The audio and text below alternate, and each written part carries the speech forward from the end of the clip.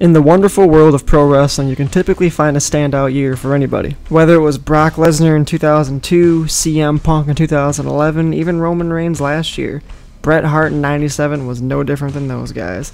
Landmark years for legendary talents that stood out more than the rest. We all know about the screw job. Like, we get it by now, it sucked, it was awful.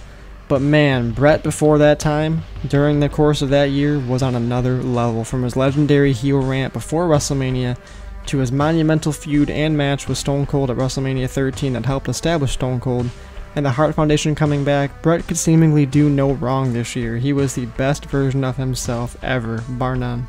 Yo, before this video resumes, I want to let you know that YouTube keeps telling me that most of my audience is not subscribed to my channel yet, so if you have not already, I would greatly appreciate if you do.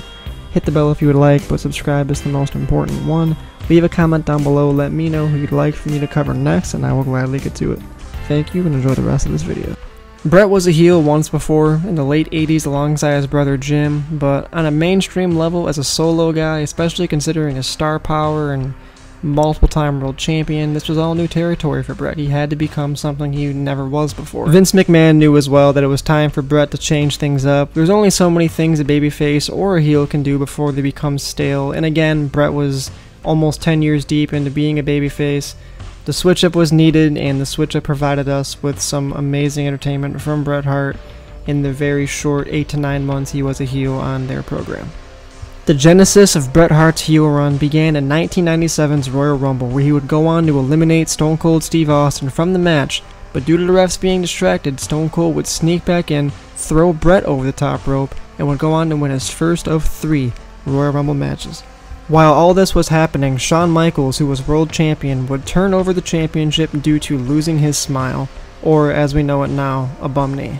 Thus, the vacant world championship would be decided in a fatal 4-way at In Your House 13 between the final 4 of the Royal Rumble: Stone Cold, Bret Hart, Vader, and The Undertaker. Bret Hart would win the Four Corners match and be crowned the new world champion, but it was only for 24 hours, as the next night on Raw, defending his title against Psycho Sid, Stone Cold would cost him his world championship and would set forth the path to a WrestleMania 13 classic. Vader would come out of the Four Corners match and would go on to team with Mankind to take on Owen Hart and the British Bulldog at WrestleMania 13. Psycho Sid would become world champion and would defend his world championship against The Undertaker at that same event.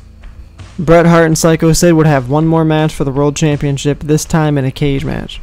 Stone Cold knew he was getting Bret Hart at WrestleMania 13 and he wanted it for the World Championship, so he actively tried to help Bret in the cage match.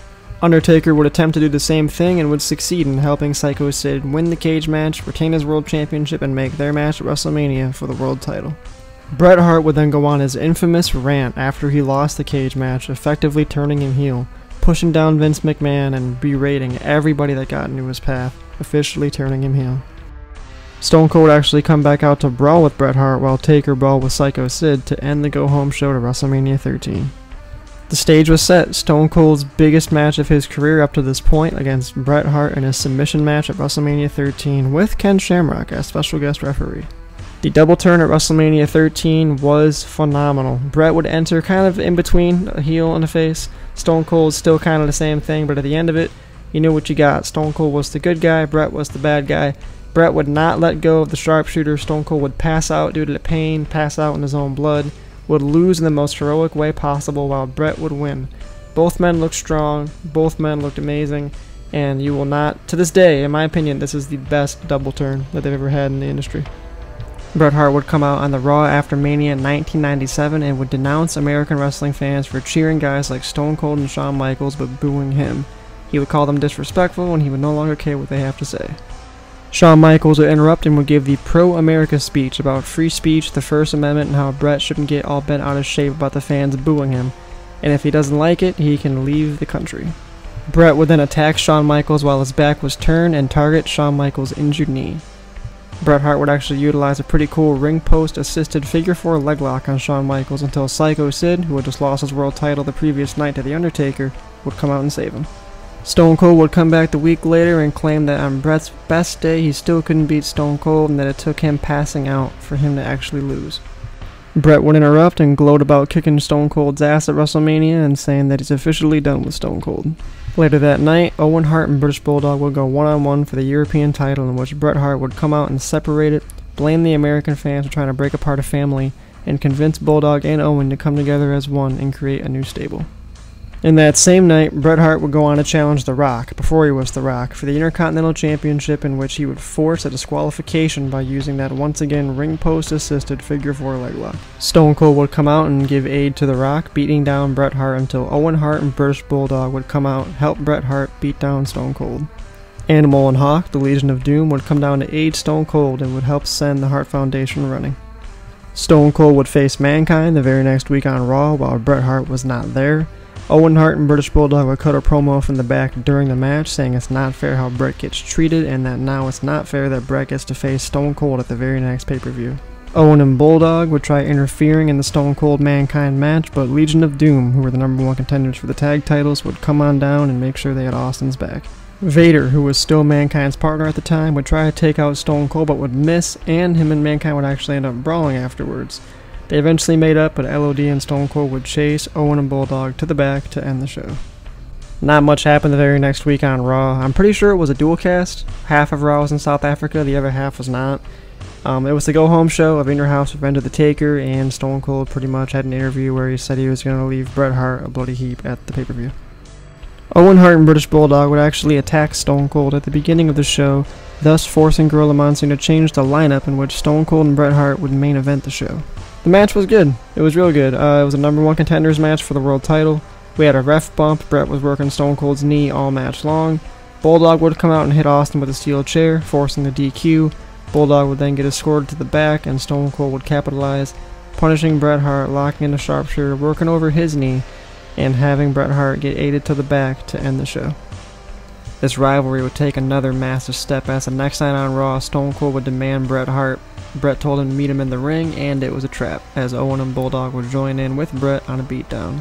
Shawn Michaels would make his return after getting attacked by Bret Hart a few weeks previous, and would go after the Hart Foundation, cracking Owen in the head with a chair and Bulldog in the back with a chair, sending them scurrying and chasing them to the back. Bret and Stone Cold were left by themselves. Bret would hit a nasty pile driver and would go to the top rope looking to crush Stone Cold's ankle as it was trapped in a steel chair. Stone Cold would move out of the way, and he would go on to attack Bret Hart's leg with the chair afterwards. Stone Cold would continue to bash Bret Hart with a steel chair, even locking in the sharpshooter while the referees tried to pull him off. Eventually, Bret would get carted out on a stretcher. Stone Cold would get into an argument with Commissioner Gorilla Monsoon in the back, and Gorilla Monsoon barred him from the building for the rest of the night. As Bret Hart was getting wheeled into the ambulance, Stone Cold would emerge from the driver's seat, get into the back, and beat Bret Hart down until he was thrown off by Bulldog, Owen, and a bunch of referees. Stone Cold would go back down to the ring and would say he's not going to be a good role model when he takes the World Championship from The Undertaker next month at a Cold Day in Hell pay-per-view. Owen and Bulldog would fulfill their promise they made earlier in the night and resume the attack on Stone Cold without Bret Hart this time, even shoving Vince McMahon to the ground at one point to continue the attack on Stone Cold. Shawn Michaels would once again return and fend off British Bulldog and Owen Hart with another steel chair attack. Seemingly out of nowhere, Stone Cold's former tag team partner and close personal friend Brian Pillman, who was also Bret Hart's personal friend, would re-emerge for the first time since Stone Cold attacked him a few months previous, and would go on to exact his revenge and beat the crap out of Stone Cold. Punches and bunches like crazy, multiple steel chair shots. Finally, Shawn Michaels came out to save Stone Cold, thus ending this chaotic episode of Raw. In part 2 of Bret Hart's amazing 1997, we'll highlight the newest additions to the Hart Foundation, what they looked like in its entirety and how good they were as a stable, and a new rival they had as the Hart Foundation were establishing themselves. If you enjoyed this video, do not forget to drop a like on it and subscribe. It would be greatly appreciated. I'm trying to grow this channel into something pretty special. Follow me on TikTok if you have not already, and yeah, I'm looking forward to making more videos for you guys, and it's going to be exciting. So I thank you so much for watching, and I'll see you in part 2.